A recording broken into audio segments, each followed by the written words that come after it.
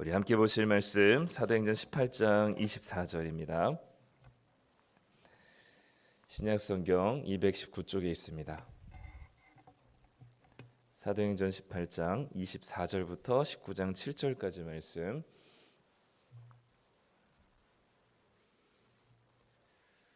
네, 우리 다 찾으셨으면 한 목소리로 사도행전 18장 24절부터 19장 7절까지 읽도록 하겠습니다. 우리 함께 읽겠습니다. 알렉산드리아에서 난 아볼로라 하는 유대인이 에베소에 이르니 이 사람은 언변이 좋고 성경에 능통한 자라. 그가 일찍이 주의 도를 배워 열심으로 예수에 관한 것을 자세히 말하며 가르치나 요한의 세례만 알따름이라. 그가 회당에서 담대히 말하기 시작하거늘 브리스길라와 아굴라가 듣고 데려다가 하나님의 도를 더 정확하게 풀어 이르더라. 아볼로가 아가야로 건너가고자 하므로 형제들이 그를 격려하며 제자들에게 편지를 써 영접하라 하였더니 그가 감에 은혜로 말미암아 믿은 자들에게 많은 유익을 주니 이는 성경으로서 예수는 그리스도라고 증언하여 공중 앞에서 힘있게 유대인의 말을 이김이러라. 아볼로가 고린도에 있을 때에 바울이 윗지방으로 다녀 에베소에 와서 어떤 제자들을 만나 이르되 너희가 믿을 때에 성령을 받았느냐? 이르되 아니라 우리는 성령이 계심도 듣지 못하였노라. 바울이 이르되 그러면 너희가 무슨 세례를 받았느냐? 대답하되 요한의 세례니라. 바울이 이르되 요한이 회개의 세례를 베풀며 백성에게 말하되 내 뒤에 오시는 이를 믿으라 하였으니 이는 곧 예수라 하거늘 그들이 듣고 주 예수의 이름으로 세례를 받으니 바울이 그들에게 안수하매 성령이 그들에게 임하심으로 방언도 하고 예언도 하니 모두 12사람쯤 되니라. 아멘. 네, 오늘 우리 사도행전 18장 24절부터 19장 7절까지 이야기인데요. 바울이 이제는 세 번째 선교 여행을 시작합니다. 이제 우리 지난 어제 주일날 이제 2차 두 번째 선교 여행을 이제 떠나는 장면을 우리는 봤었는데 이제 그 사이에 이제 고린도 그리고 에베소를 마지막으로 2차 선교 여행을 마무리하고 그리고 이제 23절에 보면 잠시 쉬었다가 이제 다시 또 세 번째 이제 전도 여행을 떠납니다. 이 바울이 2차 선교 여행을 마무리하면서 바울이 고린도에서 만났었던 아굴라 브리스길라 이 부부를 함께 2차 선교 여행 때 오게 되거든요.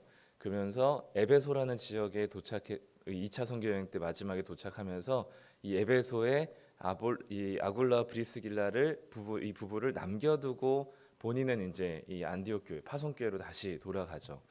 그리고 이제 바울은 다시 그 1, 2차 선교 여행 때 갔었던 지역들을 중심으로 또 이제 그 순회하면서 다시 재방문하면서 선교 여행을 진행 중에 있을 때 이 에베소에 있었던 아굴라 브리스길라가 아볼로라고 하는 한 사람을 만나게 됩니다. 오늘 본문에도 보면 24절에 보면 알렉산드리아에서 난 아볼로라 하는 유대인이라고 되어 있죠. 이 알렉산드리아는 당시에 이 학문의 중심지였던 아주 큰 대도시였습니다. 지금 이제 이집트에 속해 있는 지역인데 여기 유일하게 여러 대학이 지금처럼 많지 않았던 때에 알렉산드리아에는 대학이 있었고요. 아마도 거기서 아볼로는 철학과 수사학을 아마 배우면서 오늘 성경 말씀에는 그가 이 24절에 보면 이 사람은 언변이 좋고 성경에 능통하다라고 얘기합니다. 이 능통하다라고 했을 때 학식이 굉장히 뛰어나다라는 걸 의미해요. 그러니까 똑똑하기도 하고 언변도 좋았다는 건 이제 말빨도 좋았다는 거죠. 그러니까 머리에 든 것을 이 회중들에게 아주 탁월하게 잘 설명하고 이야기할 줄 알았다라는 겁니다. 그래서 이 말과 그리고 학식에 뛰어났었던 어떻게 보면 이제 올라운더라고 할 수 있는 모든 방면에 뛰어난 사람이었던 이 사람이 어떻게 어떤 방식으로 알았는지는 모르겠지만 이 구약 성경에 대해서 그리고 성경에 아주 능통하여서 이 하나님의 말씀을 에베소에서 전하고 있었던 모습을 이 아굴라와 브리스길라가 보게 되죠. 근데 오늘 이제 이 아볼로의 이야기와 그리고 19장 1절부터 7절까지 있었던 바울이 에베소에서 또 만났었던 또 다른 사람들의 이야기를 통해서 이 두 가지의 공통점 뭐냐면 이 두 사람 다 요한의 세례까지만 알고 있었던 사람들이라고 설명을 해요. 오늘도 보면 25절에 아볼로에 대해서 이렇게 표현을 합니다. 그가 일찍이 주의 도를 배워 열심으로 예수에 관한 것을 자세히 말하며 가르치나 요한의 세례만 알 따름이라, 이렇게 소개하고 있고요. 19장 1절에 보면은 아볼로가 고린도에 있을 때 바울이 에베소에 옵니다. 거기서 이제 한 사람들을 만나면서 그들에게 이제 묻죠. 19장 3절에 보면 바울이 이르되 그러면 너희가 무슨 세례를 받았느냐? 대답하되 요한의 세례니라라고 얘기합니다. 그러니까 이 지금 에베소에서 말씀을 가르치고 있었던 아볼로도 요한의 세례까지만 알고 있었고, 그리고 바울이 이제 그 아볼로가 떠난 이후에 바울이 에베소에 도착해서 만났었던 12명의 사람들과의 대화 속에서도 이들도 요한의 세례까지만 받고 있었고 알고 있었다는 겁니다. 그럼 요한의 세례까지가 도대체 뭘까요? 네, 물세례죠, 맞죠? 네, 물세례. 요한이 와서 외쳤던 게 뭘까요? 그렇죠, 회개하라입니다. 그러니까 요한의 세례는 뭐냐면 회개하라는 거죠. 너희들의 죄를 자복하고 하나님께 돌이키라는 겁니다.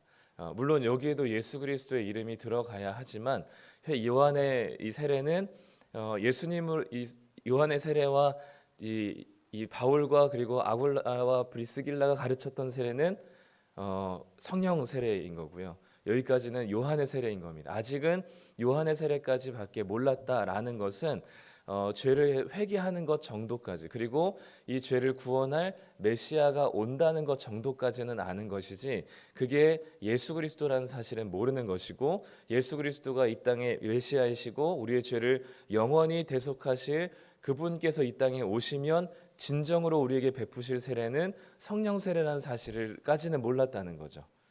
그럼 이 성령 세례와 이 요한의 회개의 세례와는 뭐가 다를까요? 물 세례와는? 앞에서는 요한의 세례는 회개의 세례라, 세례를 특징을 회개의 세례라고 얘기합니다. 19장 4절에 보면 바울이 이렇게 이야기합니다. 바울이 이르되 요한이 회개의 세례를 베풀어 백성에게 말하되라고 얘기하죠. 그러니까 요한의 세례를 한마디로 얘기하면 회개의 세례입니다. 자복하고 하나님께 돌이켜라라는 것이죠. 그러니까 회개하는 것까지, 내가 죄인인 것까지 아는 거죠. 그래서 네 구원이 나로부터 가능하지 않다는 사실을 아는 겁니다. 성령 세례는 뭘까요? 단순히 죄를 반복해서 회개하는 것을 넘어서서 그 죄를 이길 수 있는 능력이 우리에게 주어졌다는 것이 성령 세례입니다. 예수님께 그 성령 세례를 누가 줄 수 있냐면 오직 예수님만이 주실 수 있다고 얘기하는 것이죠.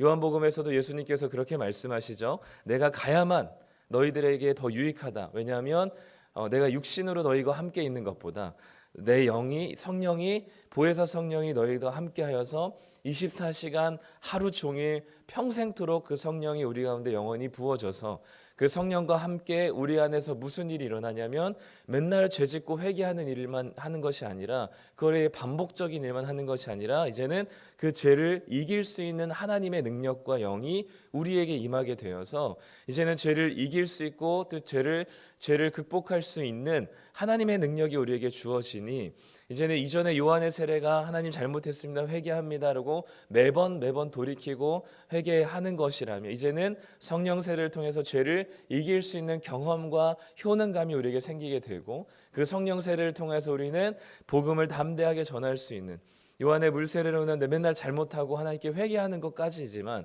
이제는 그 어린아이 같은 그리고 아주 초보적인 신앙을 벗어나서 회개하는 것을 넘어서 이제는 하나님에서 주시는 성령의 능력으로 죄를 이겨서 승리할 수 있는 능력을 우리에게 주신다는 게 바로 이 예수님이 주시는 성령 세례인 것이죠.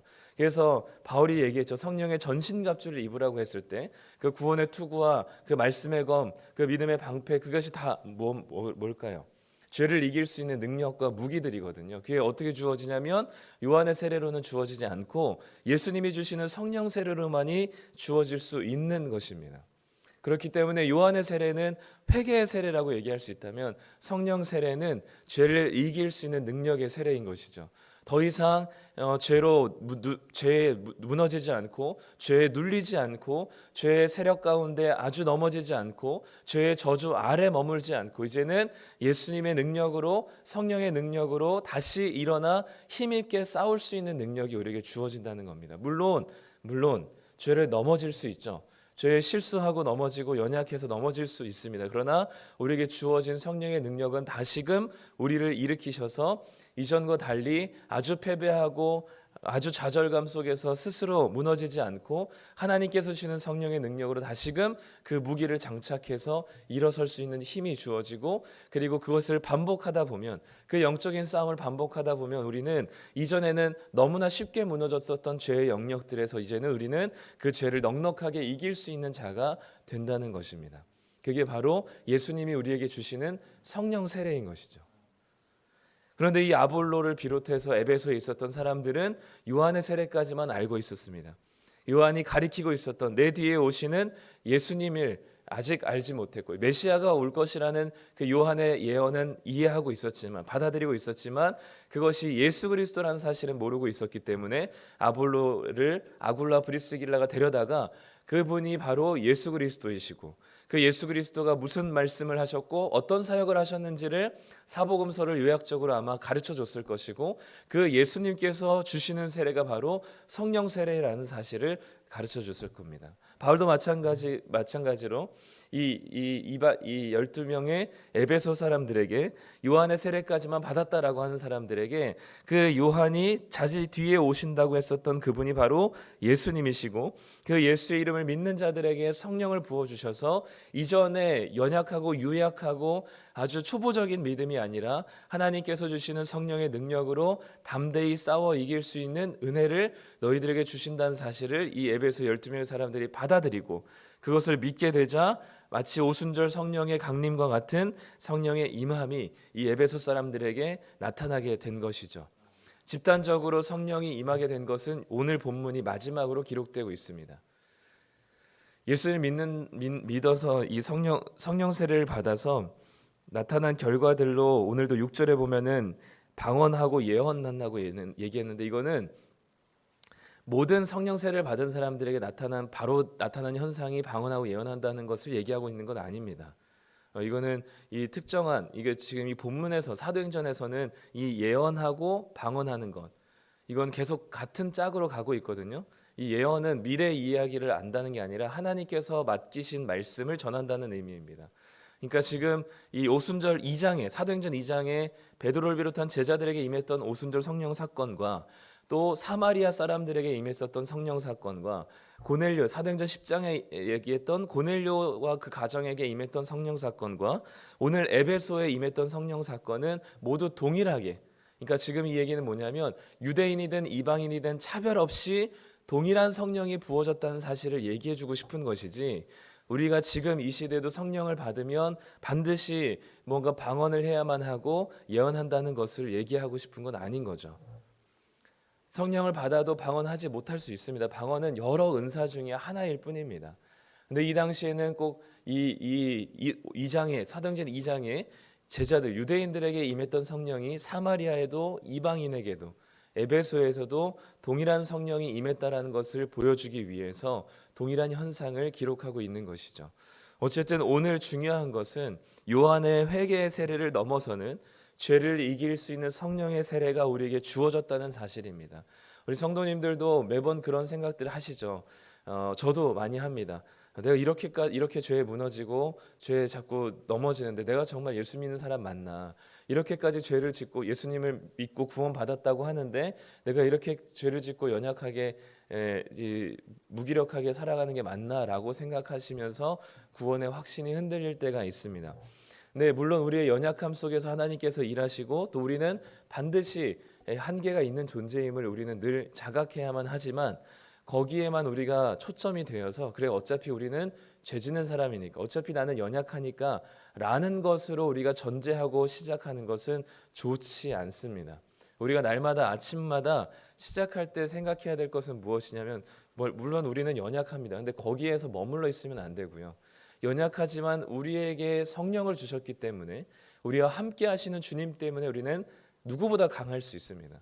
무엇보다 이 영적인 싸움, 죄와의 싸움에서 우리는 매번 지는 것이 당연한 사람들이 아니고 우리는 이길 수 있는 능력을 부여받은 사람들입니다. 그렇기 때문에 아침마다 일어나서 저도 매일 이 스스로 고백하고 매일 그 생각하는 건 뭐냐면 오늘도 나에게는 주님의 능력이 있기 때문에 넉넉하게 죄를 이길 수 있는 자다라는 사실을 고백하시는 게 중요합니다.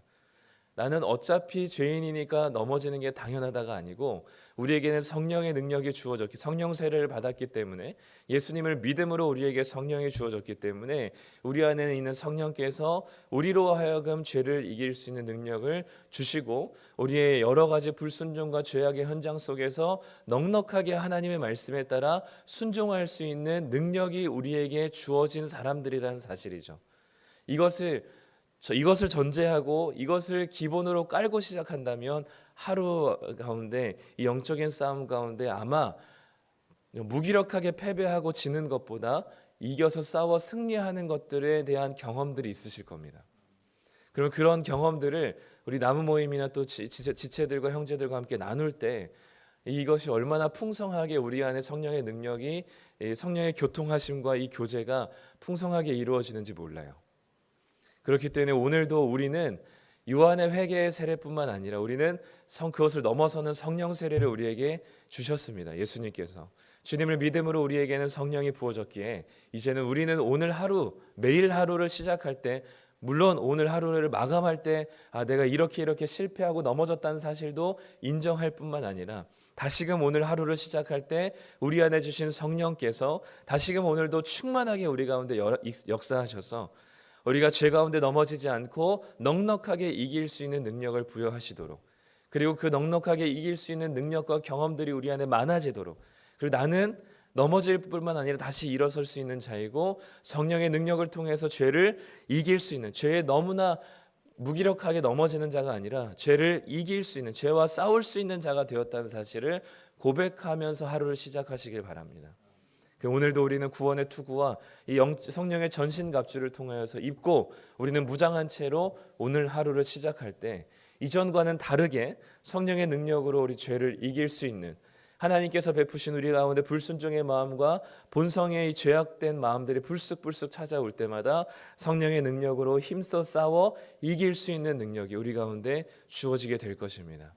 그러면 이것을 자꾸 반복하고 경험하다 보면은 이제는 우리가 죄를 두려워하거나 또는 사탄의 유혹을 두려워하지 않고 성령의 능력으로 담대해질 수 있는 거죠. 오늘 하루도 바라기는 우리 안에 성령이 계십니다. 예수님을 믿는 자에게는 성령을 주신다고 약속하셨기 때문에 어떤 방언과 예언과 특별한 현상이 나타나지 않더라도 예수님을 믿는 모든 자에게는 성령이 주어졌습니다. 그렇기 때문에 여러분들은 성령 세례를 받으신 분들입니다.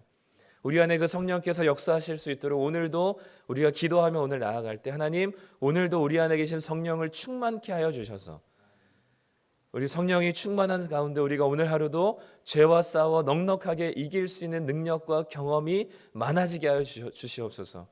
그래서 이 성령의 충만함으로 우리는 이제는 죄를 계속해서 반복적으로 짓는 것을 넘어서 이제는 그 죄를 이길 수 있는 주님의 능력으로 오늘 하루를 기쁨 가운데 살아갈 수 있도록 해달라고 기도하는 것이 필요하죠.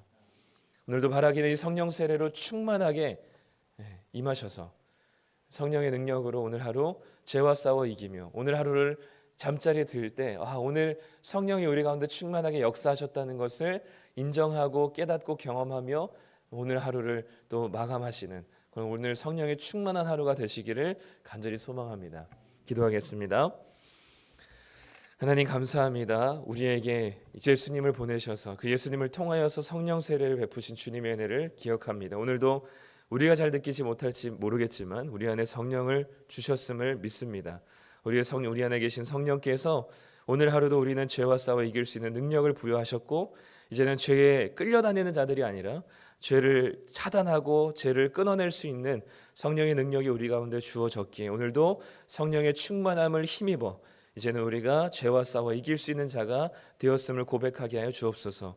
우리가 성령의 도우심을 간구하며 우리가 오늘 하루도 죄와 싸워 넉넉하게 승리할 때 하나님께서 베푸시는 이 영적인 싸움 가운데 승리할 수 있는 오늘 하루 되게 하여 주시고 날마다 죄를 반복적으로 회개하며 끊임없이 자책과 죄책 가운데 빠져있는 삶이 아니라 이제는 죄와 싸워 이길 수 있는 능력과 경험들이 많아지며 이 영적인 전쟁에 승리하는 이 경험들이 우리 가운데 많아질 때 이제 우리가 죄에 무기력하게 지는 사람들이 아니라 죄를 이겨 하나님 말씀에 순종할 수 있는 자가 되었음을 고백하고 경험하며 나눌 수 있는 자가 되게 하여 주옵소서. 우리 안에 계신 성령께서 충만하게 역사하시기를 소망하며 예수님의 이름으로 기도드립니다. 아멘.